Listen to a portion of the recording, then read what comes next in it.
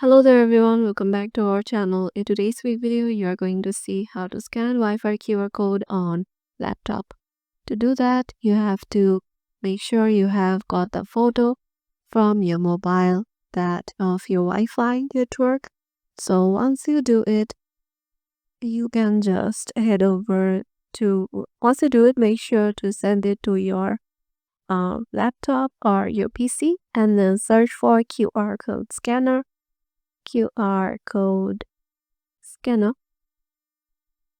and there you can just go for any QR code scanner. Suppose I'm going for it,